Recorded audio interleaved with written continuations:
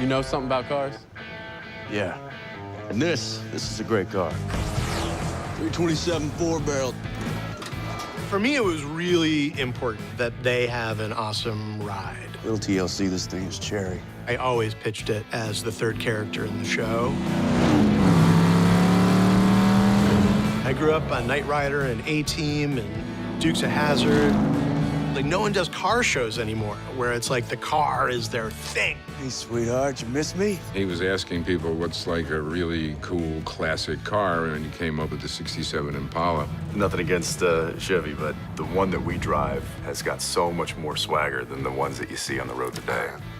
Howdy, boys.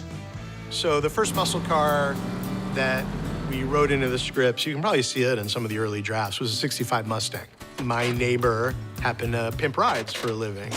I'm super grateful that Eric Kripke called his buddy and said, hey man, I'm writing this script and I got these two guys and I want them to give them like a real muscle car. And I just want to know, like, what does a car guy think about a '65 Mustang? And I believe his friend's response is, you have to bleep this, but yeah, Mustangs are great if you're a And I was like, okay, so it's not gonna be that. What is the car? And without missing a breath, he's like a '67 Impala because you can fit a body in that trunk. Riley, listen up, you son of a bitch. And history was made. I mean, come on, this is a car of a lifetime. That's an ugly car in the best way. Like it's a Rottweiler. It doesn't have clean lines, it has long lines. And if it pulled up next to you on a dark street, you might reach over and lock your door. It was a car that was gonna get the job done. Get you where you're going. It's got a big trunk. Got a Throw big demons trunk. in it. You can throw Crowley in it, a bunch of weapons, have a grenade launcher, and look good doing it. Wow.